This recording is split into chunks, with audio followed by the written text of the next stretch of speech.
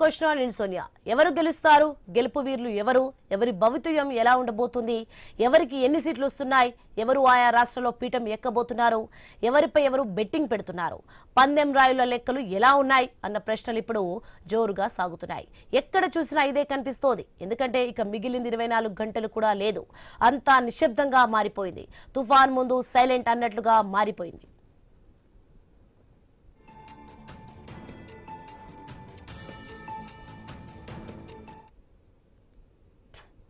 ఇక పశ్చిమ బెంగాల్, తమిళనాడు, కేరళ, అస్సాం రాష్ట్రాలతో పాటు పుదుచ్చేరి కేంద్ర పాలిత ప్రాంతంలో అసెంబ్లీ ఎన్నికలు ముగిశాయి.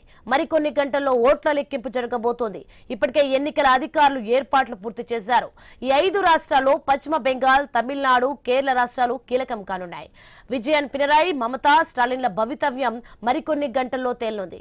పశ్చిమ బెంగాల్లో ఎన్నికలు ముగిసిన తర్వాత వచ్చిన ఎగ్జిట్ పోల్స్ మాత్రం మిశ్రమంగానే వచ్చాయి. అయితే అసలైన పరీక్ష ఫలితాలు మాత్రం మరికొన్ని గంటల్లో తేలిపోతాయి.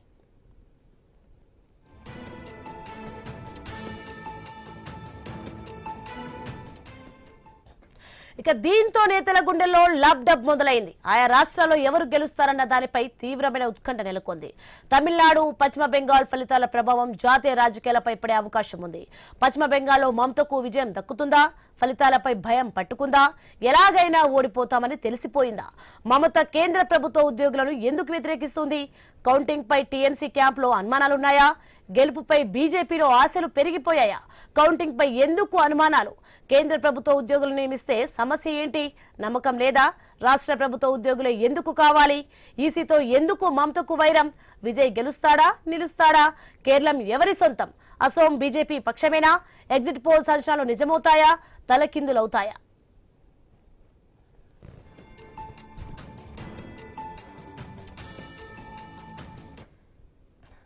రైట్, ఇదే అంశానికి సంబంధించి మరింత సమాచారం మా కొలీగ్ ఆశా న్యూస్ నుంచి లైవ్ లో సిద్ధంగా ఉన్నారు. ఎస్ ఆశా, మొత్తానికి మనం చూస్తున్నాం 5 రాష్ట్రాల ఎన్నికలపై అయితే తీవ్ర ఉత్కంఠ నెలకొంది. ఇక పొలిటికల్ లీడర్లో అయితే హై టెన్షన్ పెరిగిపోతున్నట్లుగా తెలుస్తుంది. దీనికి సంబంధించిన పూర్తి అప్డేట్స్ ఏంటి? Right, thank you Soni. Exit polls అన్నప్పుడే ఎంత ఉత్కంఠభరితమైనటువంటి వాతావరణం కనిపించిందో మనం చూసాం. ఎప్పుడు పశ్చిమ బెంగాల్లో 2వ విడత పోలింగ్ కంప్లీట్ అవుతుందో ఎగ్జిట్ పోల్స్ వస్తాయి. ఎగ్జిట్ పోల్స్ ఎటువంటి సర్వే రిపోర్ట్స్ వస్తాయనేది, ఇక అసలైన ఫలితాలు వస్తున్నాయంటే ఇది అంతకు మించి అనే విధంగా మనకు కనిపిస్తోంది. రేపు ఉదయం నుంచి కూడా ఫలితాలకు సంబంధించి ఐ న్యూస్ లో మినిట్ టు మినిట్ అప్డేట్ అయితే కంటిన్యూ అవుతోంది. ఏ రాష్ట్రాల్లో ఏ విధమైన ఫలితాలు వస్తున్నాయి, ఏ రౌండ్ లో ఏ పార్టీకి ఎంత మెజారిటీ వచ్చింది, ఇదంతా కూడా మనం మాట్లాడదాం. కానీ ఇప్పటి నుంచే ఆ హై టెన్షన్ అయితే మనకు కనిపిస్తోంది. రేపు ఈ సమయానికి దాదాపుగా ఆ రాష్ట్రాలకు సంబంధించి 4 రాష్ట్రాలు, ఒక కేంద్రపాలిత ప్రాంతాల్లో ఏ పార్టీకి ఎడ్జ్ ఉంది అనేది దాదాపుగా తెలిసే అవకాశం ఉంది. ఎడ్జ్ వరకు మనకు తెలిసే అవకాశం ఉంది ఈ టైం వరకు. కానీ ఇప్పుడు వరకు ఉన్నటువంటి విశ్లేషణలు లేదంటే ఎగ్జిట్ పోల్స్ ద్వారా వచ్చినటువంటి అంచనాల ప్రకారం చూస్తే, మళ్ళీ చెప్తున్నా, ఎగ్జిట్ పోల్స్ ఎప్పుడు ఎగ్జాక్ట్ పోల్స్ కాకపోవచ్చు. కొన్ని సందర్భాల్లో ఆ పరిస్థితులు మనం చూసినటువంటి దాఖలాలు కూడా మనం గమనించాలి.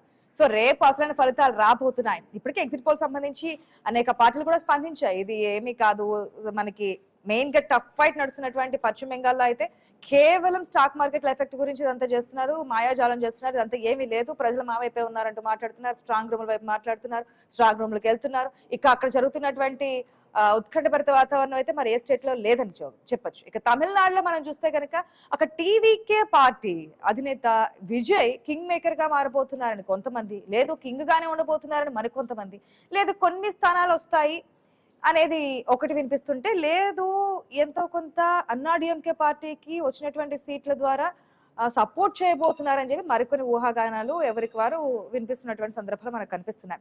ఇక కేరళలో యూడీఎఫ్ గవర్నమెంట్ రాబోతున్నట్టు తెలుస్తుంది ఆఫ్టర్ 10 years తర్వాత. ఎగ్జిట్ పోల్స్ అంచనాల ప్రకారం చూస్తే రేపు అసలైన ఫలితాల తర్వాత మాట్లాడదాం. అస్సాంలో బీజేపీ అక్కడ రాబోతున్నట్టు తెలుస్తోంది.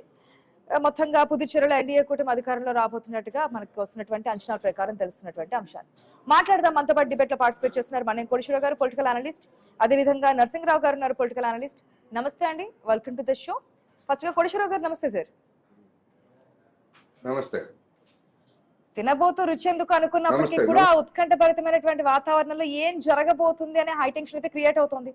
ఇంకా దాదాపుగా రేపు ఈ సమయానికి నేను అనుకున్న అంచనా ప్రకారం ఈ సమయానికి ఒక ఎడ్జ్ తెలుసుకోవచ్చు. ఏ పార్టీకి ఏ విధంగా ఉంది, ఎన్ని సీట్లు రాబోతున్నాయి, మ్యాజిక్ ఫిగర్ కి దగ్గరగా ఉన్నటువంటి పార్టీలు ఏంటి, దానికి కారణాలు ఏంటి అనేది కూడా మనం విశ్లేషించుకోవచ్చు రేపొద్దుట. కానీ ఇప్పుడు ఉన్నటువంటి సిచ్యువేషన్ ప్రకారం ఎట్లా చూడొచ్చు అంటారు? పశ్చిమ బెంగాల్ గురించి మొదటగా మనం మాట్లాడితే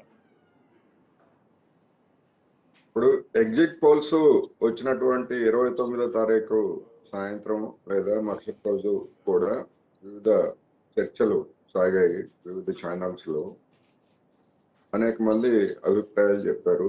ఎగ్జిట్ పోల్స్ ఎగ్జాక్ట్ పోల్స్ కాదు, భారతదేశంలో అలాంటి చరిత్ర లేదు అనేది అందరికీ.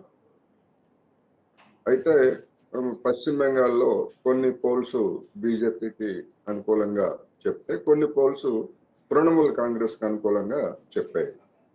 అదేవిధంగా తమిళనాడులో కూడా అది మరి విపరీతంగా టీవీకే విజయ్ అసలు అధికారంలోకి వస్తాడని చెప్తే, కొన్ని పోల్స్ లో అయితే అసలు టీవీకేకి సింగిల్ డిజిట్ లోనే సీట్లు వస్తాయి అనేటువంటి పోల్ కూడా మనం చూసాం. సర్వేస్ మరి వీటి దేని ప్రాతిపదికగా తీసుకోవాలి అనేటువంటిప్పుడు వీటన్నిటిని పక్కన పెట్టేయండి, అదేదో ఒక సపరేట్ కదా వాటన్నిటిని వీటన్నిటిని మనం ప్రాతిపదికగా తీసుకొని చర్చలు పూనుకొని నిర్ధారణలకు రావడం, ఒక పార్టీ ఓడిపోతుందనో ఒక పార్టీ గెలుస్తుందనో నిర్ధారణలకు రావడం అనేటువంటిది అది కూడా అశాస్త్రీయమైనటువంటి విశ్లేషణ అనేది నా అభిప్రాయం. అందువలన ఇంకా 24 గంటలు కూడా సమయం లేదు, మనకి ఫలితాలు వస్తాయి. అయితే ఈలో ఏ పార్టీకి ఆ పార్టీ మైండ్ గేమ్ ఆడుతూ ఉంది. ఎందుకు అంటే తన క్యాంపుని నిలబెట్టుకోవాలి, తన మద్దతుదారులని నిలబెట్టుకోవడానికి, లేదా ఒకవేళ ఏదైనా ఓడిపోయేట్లయితే ఎదుటి వాళ్ళ మీద బ్లేమ్ చేయడానికి. ఇటువంటి గతంలో కూడా మనం ఇలాంటివి చూసాం, ఇప్పుడు కూడా అదే స్టార్ట్ అయింది. అందుకని రేపు ఉదయం దీది కామెంట్స్ కూడా దాంట్లో భాగంగా అనుకోవచ్చు కోటేశ్వరరావు గారు. ఖచ్చితంగా ఎందుకు అంటే నా అభిప్రాయం ప్రకారం ఈసారి అక్కడ తీవ్రమైనటువంటి పోటీ బీజేపీ తోటి తీవ్రమైనటువంటి పోటీ సాగింది. గతంలో మాదిరి అంత ఈజీగా ఆమెకు పరిస్థితి లేదు అనేది పరిస్థితి మనకు కనిపిస్తా ఉంది. దానిలో భాగంగానే బీజేపీ గేమ్ ఆడుతూ ఉంది, అదేవిధంగా వీళ్ళు కూడా. రెండోది, ఎన్నికల కమిషన్ తీర్థెన్నులు చూస్తే మనకి కొన్ని నియోజకవర్గాల్లో రీపోలింగ్ అని చెప్పేసి నిన్న నిర్వహించారు. అదే ఈసీ నియోజకవర్గం మొత్తాన్ని క్యాన్సిల్ చేసి మేము 3వ వారంలో ఎన్నికలు పెడతామని చెప్పేసి ప్రకటించిందంటే నిజంగా ఈసీ మరి అంత అసమర్థంగా ఒక నియోజకవర్గం మొత్తాన్ని ఎందుకని అదే రోజు ఎన్నికలు జరిగిన రోజే లేదా మరుసటి రోజే ఎందుకు నిర్ణయం తీసుకోలేదనేటువంటి ప్రశ్నలు తలెత్తాయి. అది బీజేపీకి అనుకూలంగా ఆ నిర్ణయం తీసుకు లేదా తృణమూల్ కాంగ్రెస్ కి అనుకూలమా అనేటువంటిది అది వేరే అంశం. అందుకని ఎన్నికల కమిషన్ పాత్ర కూడా లేదా ఎన్నికల విధుల సిబ్బంది పాత్ర కూడా వివాదాస్పదమైంది.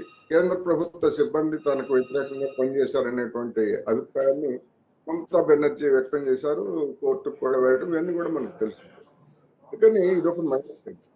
రెండోది, ఎలుగు ఏదైనా ఓడిపోయేట్లయితే ఈ కారణంగా ఓడిపోయాం మేము అని చెప్పేసి చెప్పుకోవడానికి ఎవరికైనా అటువంటి పరిస్థితి ఉన్నదని ఒక కారణం కోసం మాట్లాడుతున్నారు. అసలు ఫలితాల తర్వాత సానుకూలంగా వస్తే ఓకే, ఒకవేళ ప్రతికూలంగా వస్తే గనక ఇటువంటి పనులన్నీ జరిగాయి, ఈ విధంగా ఉంది కాబట్టి మేము ఓడిపోయాము, ప్రజల నుంచి మాకు మద్దతు ఉందని చెప్పుకోవడానికి ఒక కారణంగా దీన్ని చూపిస్తున్నట్టు తెలుస్తుంది. ఎస్ కోటేశ్వరరావు గారు, ఒక్క నిమిషం మిగిలిన రాష్ట్రాల గురించి కూడా మాట్లాడదాం.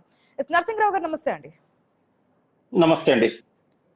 ప్రధానంగా హాట్ టాపిక్ ఓకే, 5 స్టేట్స్ అంటే 4 రాష్ట్రాలు కూడా కేంద్రపాలిత ప్రాంతం అయినప్పటికీ కూడా అటు పశ్చిమ బెంగాల్ ఇటు తమిళనాడు, ఈ 2 రాష్ట్రాల గురించి ఉన్నటువంటి ఉత్కంఠ మిగిలిన రాష్ట్రాల్లో ఉన్నప్పటికీ కూడా ఈ స్థాయిలో లేదు. ఎందుకంటే అక్కడ టీవీకే పార్టీ విజయ్ ఉన్నటువంటి సిచ్యువేషన్, అక్కడ ఎగ్జిట్ పోల్స్ ఇచ్చినటువంటి వాతావరణం ఇవన్నీ కనిపించిన తర్వాత ఏ విధంగా ఉండబోతుంది అనేది, అన్నా డిఎంకే తో పొత్తుకు వెళ్తారేమో అని చెప్పి ఊహాగానాలు. ఎందుకంటే అటుపక్క స్టాలిన్ ప్రభుత్వం మీద విమర్శలు చేస్తూ విమర్శల బాణం ఎక్కుపెట్టినటువంటి సందర్భాలు కూడా మనకు కనిపించాయి విజయ్ అనేక బహిరంగ సభల్లో కూడా. సో ఇటువంటి సందర్భాల్లో ఏ విధంగా ఉండబోతుంది, ఎగ్జిట్ పోల్స్ అంచనాలు ఒకవేళ పక్కన పెట్టినప్పటికీ కూడా రేపు ఫలితాల తర్వాత ఏమవ్వబోతుంది అనుకోవచ్చు? ఆశా గారు, మీకు మన ఛానల్ వీక్షిస్తున్నందరికీ కూడా శుభోదయం. మీరు ఇందాక మాట్లాడేటప్పుడు ఏమన్నారంటే పశ్చిమ బెంగాల్ తమిళనాడు ఎన్నికల యొక్క ఫలితాలు జాతీయ స్థాయి రాజకీయాల మీద పడే అవకాశం ఉందా అనేటువంటిది మీరు ఒక ప్రశ్న లేవనెత్తారు. మళ్ళీ ఇప్పుడు మీరు మొత్తం 4 రాష్ట్రాలకు సంబంధించినటువంటి ఎన్నికల్లో ఆ 2 పక్కన పెట్టినట్లయితే ఈ రెండింటి గురించి ఎక్కువగా మాట్లాడుకుందాం అన్నారు. అంటే ఏంటంటే మీ మొదటి ప్రశ్నలోనే జవాబు కూడా ఉంది.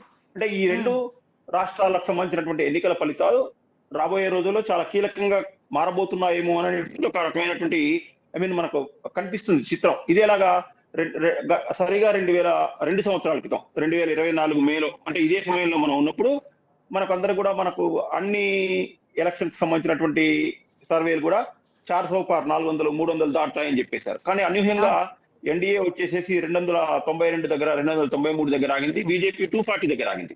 ఇప్పుడు మనం గత ఈ 2 సంవత్సరాల నుంచి చూసినట్లయితే బీజేపీకి ఆ 240 రావటం వల్ల కొంత గడ్డు పరిస్థితి ఎదుర్కొన్నటువంటి విషయాన్ని మనం అంగీకరించాల్సినటువంటి అవసరం ఉంది ఖచ్చితంగా. మొన్న రీసెంట్ గా మనం చూసినట్లయితే ఏప్రిల్ 17వ తారీఖు నాడు లోక్సభలో పెట్టినటువంటి పెట్టినటువంటి మహిళా బిల్లు లేదా డీలిమిటేషన్ అనండి, ఆ పేరు ఏదైనా పెట్టండి, ఒక బిల్లు లోక్సభలో వీగిపోయింది. మొట్టమొదటిసారిగా నరేంద్ర మోడీ నాయకత్వంలో ప్రభుత్వం ఏర్పడినటువంటి 11 సంవత్సరాల్లో లోక్సభలో ఒక బిల్లు వీగిపోవడం అనేటువంటిది మొట్టమొదటిసారి జరిగింది. కాబట్టి ఈ పశ్చిమ బెంగాల్, తమిళనాడు యొక్క ఎన్నికల ప్రభావం జాతీయ స్థాయి రాజకీయాల మీద పడేటువంటి అవకాశం స్పష్టంగా కనపడుతుంది. ఎలాగా అంటే ఇప్పుడు మనం ఇందాక సార్ కోటేశ్వరరావు గారు చెప్పినట్టు ఎన్నికలు చాలా హోరాహోరీగా జరిగాయి. ఈ హోరాహోరీగా జరిగినటువంటి నేపథ్యంలో ఇప్పుడు మనకు తమిళనాడు, పశ్చిమ బెంగాల్కి సంబంధించినటువంటి విషయాన్ని చూసినట్లయితే మమతా బెనర్జీ ఆల్రెడీ 3 సంవత్సరాలు 3 టర్ములు పూర్తి చేసింది. 3 టర్ములు పూర్తి చేసి 4వ టర్మ్ ఆవిడ పోటీ చేసింది. సహజంగా 3 టర్ములు పూర్తి చేసిన తర్వాత ఓటింగ్ జరిగినటువంటి ఫలితం యొక్క శాతాన్ని చూసినట్లయితే ప్రజలు దాదాపు 90% ప్లస్ ఓటర్స్ ఉత్సాహంగా వచ్చి ఓటేశారు. మరి దీనికి కారణం ఏంటి అంటే ఒకవైపు ఎస్ఐఆర్ ప్రక్రియ నడుస్తుంది. ఇప్పుడు మన రాష్ట్రం మన ఓటు హక్కు కోల్పోతే భవిష్యత్తులో ఉండదు అనేటువంటి యొక్క ఆకాంక్షలతో వచ్చారా, లేదా ఈ ప్రభుత్వాన్ని ఓడగొట్టాలి అని మనం 2024లో హైదరాబాద్ నుంచి కొన్ని లక్షల మంది బస్సులు వేసుకొని, కార్లు వేసుకొని, తర్వాత స్పెషల్ వెహికల్స్ పెట్టుకొని ఆంధ్రప్రదేశ్కి వెళ్ళి జగన్ ని ఓడగొట్టినటువంటి సందర్భం కూడా చూస్తున్నాం. అంటే మనకు అదొక రకమైనటువంటి మనకు చరిత్ర కనబడుతుంది. కాబట్టి అలాగే ఉన్న మమతా బెనర్జీని ఓడగొట్టడానికి వచ్చారనేటువంటిది రేపు ఈ పార్టీకి తెలుస్తుంది. ఇది నీ మాట నేను ఎందుకు చెప్తున్నానంటే గత 15 సంవత్సరాల మమతా బెనర్జీ పరిపాలనలో కూడా మొదటి టర్మ్ మనం పక్కన పెట్టినట్లయితే 2వ టర్మ్ 3వ టర్మ్ యొక్క సంబంధించినట్లయితే ఓవరాల్ గా చూసినట్లయితే హింస జరిగింది, అవినీతి జరిగింది. 3 మంత్రులు 50 కోట్లు 60 కోట్లు 70 కోట్ల రూపాయలు తీసుకున్నారని ఈడీ చేత సిబిఐ చేత ఆరోపింపబడి జైళ్లలో ఉంటున్నారు. శాంతి భద్రతలు అనేటువంటి మనం మెడికల్ కాలేజీ వ్యవహారంలో అమ్మాయిల మీద జరిగినటువంటి అఘాయిత్యాలు చూస్తున్నాము. తర్వాత బంగ్లాదేశ్ నుంచి వచ్చినటువంటి అక్రమ రోహింగ్యాలను చూస్తున్నాము. తర్వాత అక్కడ ఒక మతపరమైన ఒక అలజడి అనేటువంటిది కనపడుతుంది మనం. కాబట్టి వీళ్ళు కూడా బెంగాల్ ప్రజలు కూడా ప్రశాంతంగా ఉండాలి, ఎందుకు ఈ గొడవ అనేటువంటి రకంగా ఆలోచించారా ఏమిటి అనేటువంటి విషయాన్ని మాత్రం మనం ఖచ్చితంగా రేపు చూడబోతాం. ఎన్నికల ప్రచార సరళి జరిగినటువంటి తీరుతెన్నులు కానివ్వండి, లేకపోతే ఎన్నికల తర్వాత ఎగ్జిట్ పోల్ లో మనకు వచ్చినటువంటి రిజల్ట్స్ చూసినట్లయితే మనకు నేను చెప్పినటువంటి అంశాలు ప్రస్ఫుటంగా ఇవి కావచ్చు అని అయితే అనిపిస్తుంది. అయితే మన భారతదేశంలో అన్నిసార్లు ఎగ్జిట్ పోల్స్ అన్ని కరెక్ట్ అవుతున్నాయా, లేకపోతే అన్నిసార్లు వాళ్ళు చెప్పినవి తప్పు అవుతున్నాయా అంటే మిశ్రమ ఫలితాలు ఉన్నాయి. దాదాపు ఒక 70 to 80% సక్సెస్ రేట్ ఉన్నటువంటి సంస్థలే ఉన్నాయి. ఫర్ ఎగ్జాంపుల్ ఈసారి యాక్సెస్ పై ఇండియా వాళ్ళు మేము బెంగాల్కి సంబంధించినటువంటిది ఇవ్వలేకపోతున్నాం, మాకు అంచనాలకు ఎవరు అందట్లేదు, ఎవరు 10 మందితో మాట్లాడితే 6 కూడా ఎవరు వాళ్ళ యొక్క మనసులో ఉన్నటువంటి భావాన్ని బయటకు వ్యక్తం చేయలేదు అనేటువంటి విషయం చెప్పారు. ఇది కూడా నిజమే. కారణం ఏంటంటే బెంగాల్లో ఉన్నటువంటి వాస్తవ పరిస్థితులు మనం కలకత్తాకి వెళ్ళి చూసినట్లయితే సహజంగా వాళ్ళు భయపడేటువంటి ఆస్కారం కనపడుతుంది. విషయంలో ఒక స్టేట్ లో అది పాజిటివ్ రిజల్ట్స్ ఇవ్వచ్చు, మరొక స్టేట్ లో అది నెగిటివ్ రిజల్ట్స్ ఇవ్వచ్చు. కొన్ని సందర్భాల్లో దాదాపుగా వచ్చినటువంటి ఫలితాలు మనం చూసాం, అసలు సంబంధమే లేకుండా వచ్చినటువంటి ఫలితాలు కూడా మనం చూసాం.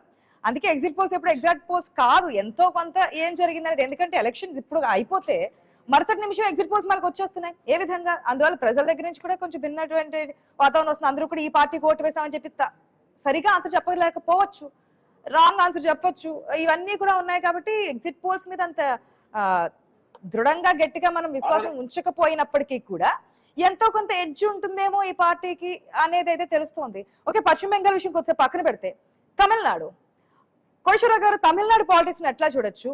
మొదటి నుంచి నేను సింగిల్ గానే వెళ్తానని చెప్పినటువంటి విజయ్ ఆ తర్వాత ఎమ్మెల్యేలతో సమావేశం ఏర్పాటు చేసుకున్నారు, ఈ విధంగా ఉండబోతుంది అంటున్నారు. ఎమ్మెల్యేలను కాపాడుకునే ప్రయత్నం ఒక పక్క చేస్తున్నారు, మరొక పక్క అన్నా డిఎంకేతో కూడా పొత్తులకు ముందుకు వెళ్ళబోతున్నారని ఊహాగానాలు వినిపిస్తున్నాయి. ఒక క్లారిటీ అనేది మనకి ఆఫ్టర్ రిజల్ట్స్ తెలుస్తుంది.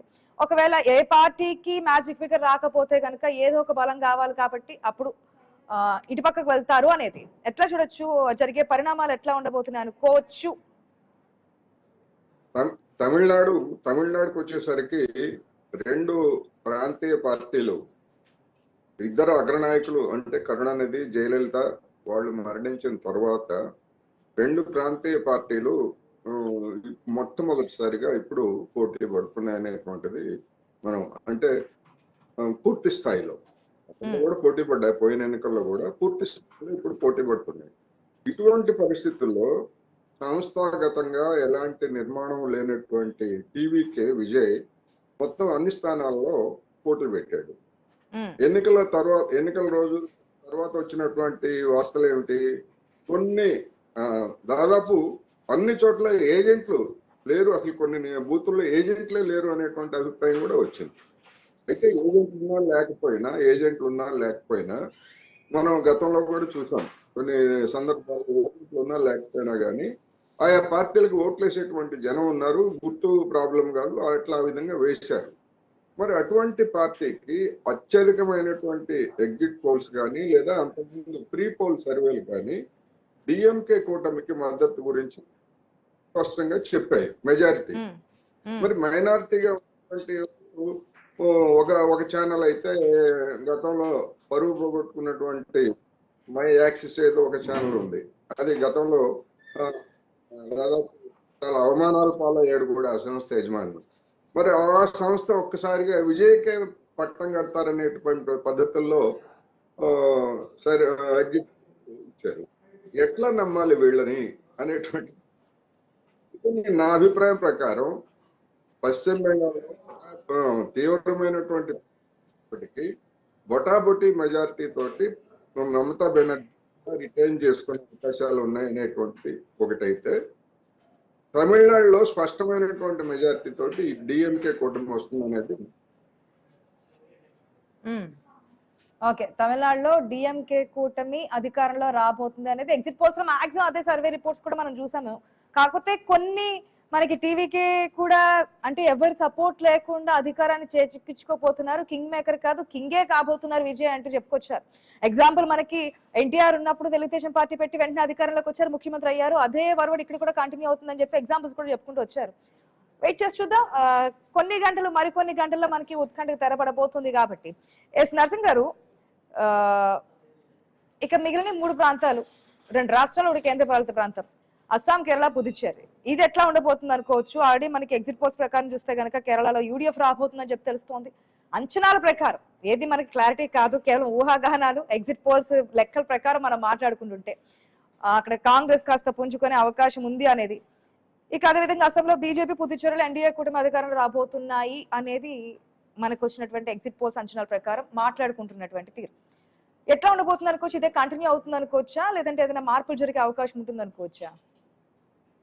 నాకు తెలిసి అస్సాంలో అయితే మార్పు ఉండేటువంటి అవకాశం కనిపించట్లేదు. దేనికంటే రకరకాలైనటువంటి ఫ్యాక్టర్స్ ఉన్నాయి.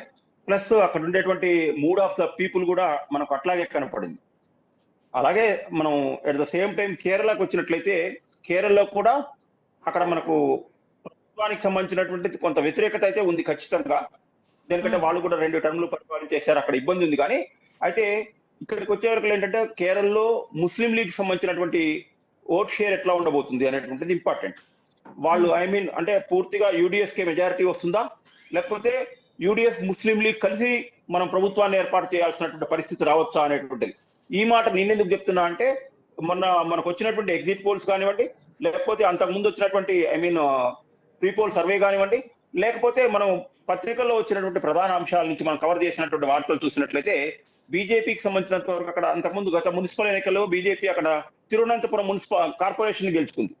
తర్వాత 2-3 మున్సిపాలిటీలో మంచి స్థానాలు గెలుచుకుంది. వాళ్ళు చెప్తున్నటువంటి అంశాల ప్రకారం ఏంటంటే ఇక్కడ వాళ్ళు 12 నుంచి 18% ఓట్ షేర్ బీజేపీకి వస్తుంది అంటున్నారు. మళ్ళీ సీట్ల వైపు నుంచి చూసినట్లయితేనేమో 2 నుంచి 5 స్థానాలు సీట్లు ఇస్తున్నారు. బట్ ఓటు షేర్కి వచ్చే వరకు దాదాపు 18% ఇస్తున్నారు. యాక్సెస్ మై ఇండియా లాంటి చోట అయితే 20% వరకు ఇచ్చారు. ఒకవేళ నిజంగానే అంటే ఐ మీన్ మనం వస్తున్నటువంటి మీడియా సర్వే ప్రకారం అంటే ఐ మీన్ దాని ప్రకారం బీజేపీకి ఒక 20% వచ్చి ఓట్ షేర్ రాష్ట్ర వ్యాప్తంగా, ముస్లిం లీగ్ కూడా అంతే వచ్చినట్లయితే యూడిఎఫ్ కు వచ్చేటువంటి సీట్లు గణనీయంగా తగ్గేటువంటి ఆస్కారం ఉంటుంది. ప్లస్ ఇక్కడ ఇంకొక విషయం ఏంటంటే ఇక్కడ మనకు కేరళకు వచ్చేవరకలా క్రిస్టియన్ ఓటు బ్యాంకు ఈసారి మన కాంగ్రెస్ వైపు లేదు, అయితే యూడిఎఫ్ కేసింది లేదా వక్ఫ్కు సంబంధించినటువంటి దాంట్లో బిల్లు పెట్టడం వల్ల కొంత బీజేపీకి పడ్డాయి అని మనం అంటే మన యొక్క ఊహాగానం అట్లా ఉంది. కాబట్టి దీంతో ఏంటంటే కేరళ ఇప్పటిదాకా అయితే యూడిఎఫ్ చాలా సేఫ్ జోన్ లోనే ఉంటుంది అనేటువంటి దాంట్లో ఎవరికి మనం అనుమానం ఉండవలసిన అవసరం అయితే లేదు. కానీ బీజేపీ ఓట్ షేరు, ముస్లిం లీగ్ ఓట్ షేర్ ఎంతైతే వాళ్ళ ఓట్ షేర్ ఎవరు ముస్లిం లీగ్స్ ఆటోమేటిక్ గా కాంగ్రెస్ జీవిస్తారు, బీజేపీ ఎవరిది జీవిస్తుంది అనేటువంటిది ఇక్కడ. అయితే క్రిస్టియన్ లాబీ జీస్తే మన సిపిఎం కి సంబంధించినటువంటి లెఫ్ట్ ఓట్ బ్యాంక్ చీలిందా, లేకపోతే తటస్థులైనటువంటి హిందూ ఓట్ బ్యాంక్ చీల్చిందా? తటస్థులైనటువంటి హిందూ ఓట్ బ్యాంక్ చీలిస్తే కొంచెం కాంగ్రెస్ కి ఇబ్బంది ఉంటుంది, లేదు ఎల్డీఎఫ్ సంబంధించినటువంటి ఓట్ బ్యాంక్ చీలిస్తే యూడిఎఫ్ కి ఎడ్జ్ ఉండేటువంటి ఆస్కారం కేరళలో కనిపిస్తుంది. ఓకే, పుదుచ్చేరి విషయానికి వస్తే కోటేశ్వరరావు గారు, మనం టీవీకే పార్టీకి సంబంధించి తమిళనాడులోనే ఎక్కువగా ఫోకస్ చేస్తాం, ఎందుకంటే అక్కడ అన్ని నియోజకవర్గాలు పోటీ చేశారు. పుదుచ్చేరిలో కూడా పోటీ చేశారు, పుదుచ్చేరిలో కూడా ప్రచారం చేస్తున్నారు. 30 నియోజకవర్గాల్లో కూడా కంటెస్టెంట్స్ ని నించోబెట్టారు అక్కడ విజయ్. ఏ విధంగా చూడొచ్చు, అక్కడ ఎంతవరకు ప్రభావం ఉంటుంది అనుకోవచ్చు, అదే విధంగా ఫలితాలకు సంబంధించి కూడా? ఇప్పుడు పుదుచ్చేరికి వచ్చేసరికి అన్ని సర్వేలు రంగస్వామి బీజేపీ కూటమికి 16-17 ఇచ్చారు. మ్యాజిక్ ఫిగర్ 16 అంటే ఒక సీటు లేకపోతే 2 సీట్ల మెజారిటీ అని చెప్పేసి చెప్తున్నాయి. మరి టీవీకే పార్టీ మొత్తం 30 సీట్లలో పోటీ చేసింది. ఆ 30 సీట్లలో పోటీ చేస్తే తమిళనాడు దానిమైనటువంటి ఓట్లు కనుక చూస్తే అధికారంలో ఉన్నటువంటి రంగస్వామి మీద అసంతృప్తి అనేటువంటిది ఉందనేది ఎన్నికలకు ముందు నుంచే వచ్చిన వార్తలు. మరి కనుక వెళ్తే అల్టిమేట్ గా ఎవరు లబ్ధి పొందుతారంటే కాంగ్రెస్ డిఎంకే కూటమి లబ్ధి పొందుతాయి. అందుకని అక్కడ కూడా హోరాహోరీ నా అభిప్రాయం. ఇక కేరళకు వచ్చేసరికి ముస్లిం లీగ్ యూడిఎఫ్ లో భాగస్వామి, అదేమి ప్రత్యేకంగా పోటీ చేయలేదు. యూడిఎఫ్ లో భాగస్వామి, అది ప్రధానమైనటువంటి భాగస్వామి. కాంగ్రెస్ తర్వాత ఎక్కువ సీట్లకు పోటీ చేసింది అదే. అందుకని అదేదో ప్రత్యేకంగా ముస్లిం ఓట్లని చీలుస్తుంది అనేటువంటి నేరేషన్ అది సరికాదు ఒకటి. రెండోది బీజేపీ ఎన్ని ఓట్లు చీల్చుకుంటుంది? బీజేపీకి గతంలోనే 16-17% ఓట్లు వచ్చాయి, లోక్సభ ఎన్నికల్లో కావచ్చు లేదా వివిధ సందర్భాల ఎన్నికల్లో. అంతకు మించి అది పెరుగుదల. దాని తిరువనంతపురం మున్సిపల్ కాంగ్రెస్ లో కాంగ్రెస్ నాయకులు కుమ్మక్కై సిపిఎం ని ఓడించేందుకు అక్కడ 25 వార్డుల్లో బీజేపీ మీద నామినల్ పోటీ పెట్టారు. ఆ ఓటింగ్ వివరాలన్నీ కూడా మనకి తర్వాత బహిరంగంగా వచ్చాయి.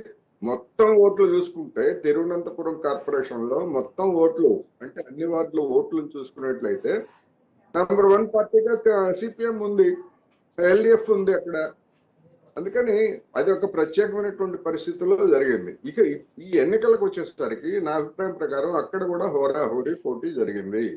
ఎందుకు అంటే కాంగ్రెస్ కి కనిష్టంగా వస్తాయని, అంటే యూడిఎఫ్ కి కనిష్టంగా వస్తాయని చెప్పినటువంటి సీట్లకి, ఎల్డిఎఫ్ కి గరిష్టంగా వస్తాయని చెప్పినటువంటి సీట్లకి మధ్య 10 సీట్ల లోపే తేడా ఉంది. అందుకని రకరకాల సిచ్యువేషన్స్ ఇవన్నీ కూడా వచ్చిన మాట నిజమే. కానీ అక్కడ లెఫ్ట్, యాంటీ లెఫ్ట్, కొంతమంది బీజేపీ వాళ్ళు ఈసారి మళ్ళా 3వ సారి కనుక పినరాయి విజయన్ అధికారానికి వచ్చేట్లయితే ఇక మనకు అవకాశం ఉండదని చెప్పారు. బీజేపీ వాళ్ళు కాంగ్రెస్ కి ఓటు వేశారనేటువంటి నేరేటివ్ కొంతమంది చెప్పారు. లేదు, మన సిపిఎం అధికారానికి వచ్చినా మనకి ఇబ్బంది లేదు, కానీ కాంగ్రెస్ అధికారానికి వస్తే తర్వాత మన ఎదుగుదలకి ఇబ్బంది ఉంటుందని చెప్పేసి సిపిఎం ఎల్డిఎఫ్ క్యాండిడేట్లకి కొన్ని చోట్ల ఓటేసారి బీజేపీ కొన్ని వార్తలు వచ్చాయి. నేనైతే ఆ బీజేపీ మద్దతుదారులు సిపిఎం కు ఓటు వేశారని నేను, ఎందుకంటే గతంలో అటువంటి ఓట్ల సర్దుబాటు కాంగ్రెస్ ను బీజేపీ మధ్య జరిగినటువంటి ఉదంతాలు అనేకం ఉన్నాయి.